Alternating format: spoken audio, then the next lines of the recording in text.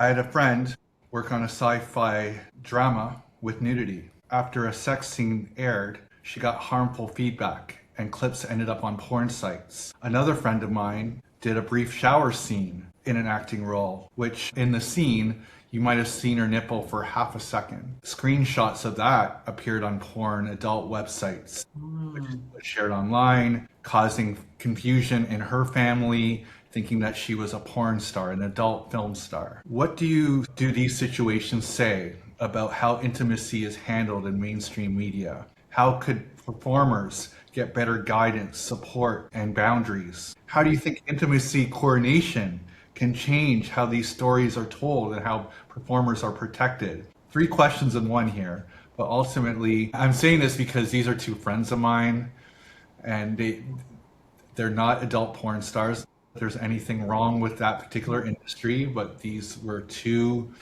actresses that were doing mainstream TV production, and they did these type of scenes, and then they get put on sites which is out of their control, and they get labeled something they weren't, and family judged them in a way that they shouldn't have been judged. The footage or the film or TV show, whatever it was it the production that posted it on these sites? No, no, no, No. no.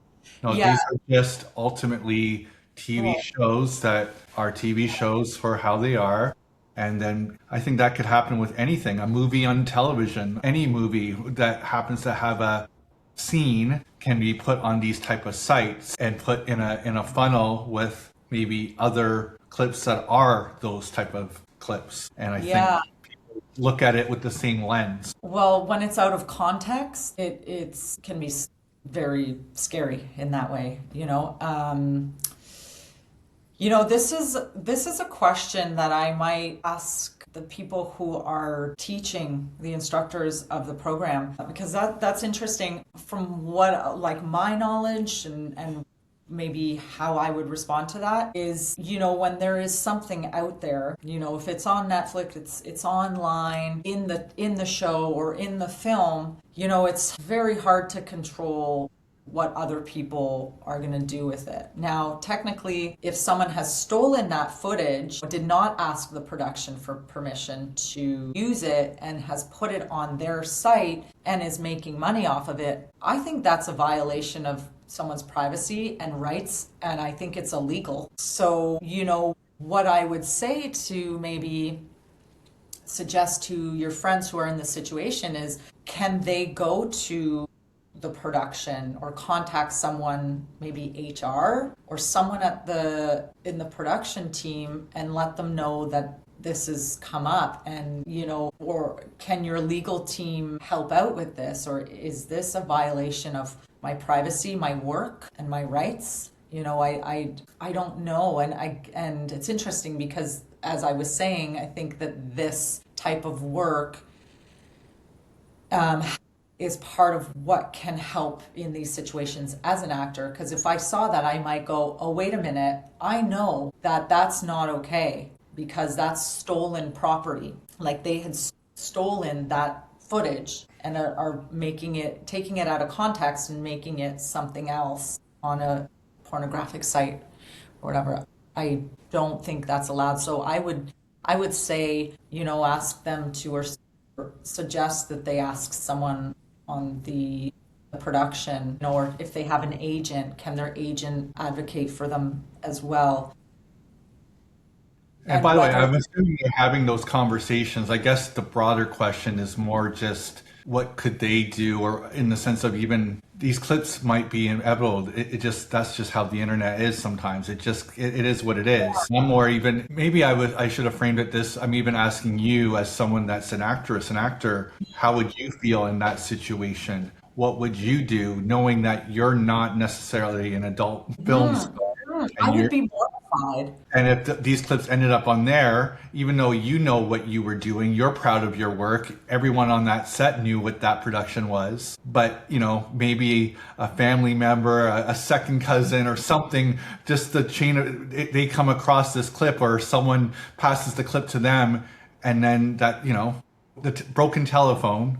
Totally. And And they then can it's say to like, those, oh, I saw your so and so on this site. And you're like, yeah, well, she didn't put it there, Yeah. so And that it's completely out of context. Like, here's the link to the film that it's from, or here's the TV show that it's from. Maybe watch that, because when it's taken out of context, that's how it looks, or it may not give the right representation of what the work was and what that work that I did. And then the other thing to that is how an intimacy coordinator could play a big part in this process is, what I'm learning is in every scene that requires nudity, simulated sex, or intimacy of any kind, they flag these scenes and then talk to the actors about, this is a scene, this is the director's vision, what are you comfortable with, what will you show, what will you not show, if you show it, how long do you want to show your nipples, is it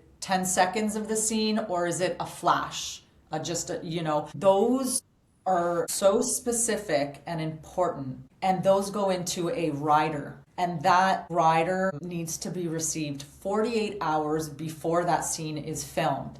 Because, and this is what I just learned today in one of the videos I was watching for the training, is that when you give the actor enough time to go, do I want to do this? Wait a minute. If you give it to them in the moment, like, oh, you're going to do this, and we didn't specify what that looks like and the terms around that, there could be many terms around being topless. If we didn't specify, then a director or producer can just, it's a free-for-all. And the actor or actress might feel pressured in the moment, might feel good in the moment, be like, yeah, let's go. This is great. I'm feeling good. But then because they didn't have time to think about it, after it's happened, they go, shit. Excuse me. Sorry. Like, cut that out. I didn't really want to do that. Like, that's not really how I wanted that to go. So when there's a rider involved that stipulates all those terms, and the actor then can read it and even go through it maybe with their agent, they can take a couple days, the 2 days, to kind of sit with this. How does that feel in my nervous system? And that's a big part of the work too, the integration of the embodied movement work, and making decisions for yourself is, can I take a second, drop into what is being asked? How does my body respond? Not up here, but how is my body responding? Because your body's going to say, it's going to either go, something doesn't quite feel right about doing that, or you know what, yeah, I'm good with these terms.